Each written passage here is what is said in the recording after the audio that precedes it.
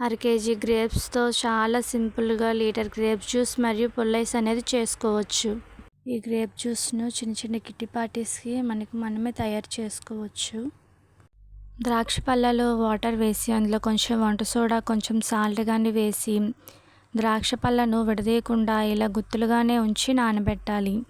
1 గంట తర్వాత ద్రాక్ష పళ్ళను విడదీసి శుభ్రంగా కడుక్కోవాలి. ఎందుకంటే ద్రాక్ష పళ్ళపై కెమికల్స్ ఎక్కువగా స్ప్రే చేస్తారు కాబట్టి వీటిని కడుక్కొని మాత్రమే తినాలి, డైరెక్ట్గా తినకూడదు. ఈ ద్రాక్ష పళ్ళను 1కి 4 సార్లు శుభ్రంగా కడిగిన తర్వాత సపరేట్గా వేరే బౌల్లోకి తీసుకోవాలి. మనం పొల్లు అయితే ఎన్ని తీసుకున్నామో దానికి 2 వాటర్ అనేది యాడ్ చేసుకోవాలి. ఎలా అంటే కేజీ గ్రేప్స్కి 2 లీటర్స్ వాటర్ అనేది పోసుకోవాలి. నేనైతే 1/2 కేజీ గ్రేప్స్ తీసుకున్నాను, వాటికి లీటర్ వాటర్ అనేది యూస్ చేసుకుంటున్నాను.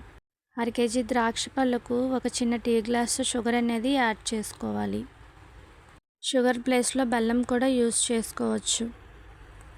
కొంచెం నల్లుప్పు కానీ ఉప్పు కానీ వేసుకొని స్టవ్ మీద పెట్టి 5 నిమిషాలు ఉడికించాలి.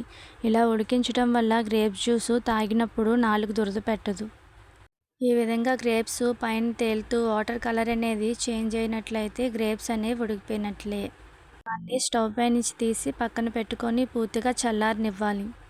ఉడికించుకున్న గ్రేప్స్ చల్లారిన తర్వాత అందులో ఉన్న పల్ప్ని సపరేట్ చేసుకోవాలి. ఇప్పుడు ఈ ఉడికించిన గ్రేప్స్ని చేత్తో మెత్తగా పిసుకోవాలి. మిక్సీతో అస్సలు పనే లేదు. అలా పిసికిన గ్రేప్ జ్యూస్ని వడకట్టుకోవాలి. వడకట్టుకున్న గ్రేప్ జ్యూస్ని ఫ్రిడ్జ్లో పెట్టుకొని స్టోర్ చేస్తే 10 రోజుల వరకు నిల్వ ఉంటుంది. ముందుగా తీసిన పల్ప్ని ఇలా గ్లాస్లో కానీ మౌల్డ్స్లో కానీ వేసుకొని గ్రేప్ జ్యూస్ అనేది కొద్దిగా వేసుకొని ఫ్రిడ్జ్లో పెడితే గ్రేప్ ఐస్ అనేది రెడీ. ఈ గ్రేప్ ఐస్ అనేది ఫ్రిడ్జ్లో 6 నుండి 7 గంటలు అనేది పెట్టుకోవాలి. గ్రేప్ ఐస్ను గ్లాస్లో నుంచి రిమూవ్ చేసేటప్పుడు వాటర్లో ఉంచి తీయడం వల్ల సింపుల్గా ఐస్ అనేది రిమూవ్ అవుతుంది. మీకు ఇది నచ్చితే ఒకసారి ట్రై చేయండి. అలాగే మీకు కావాల్సిన వారికి షేర్ చేయండి.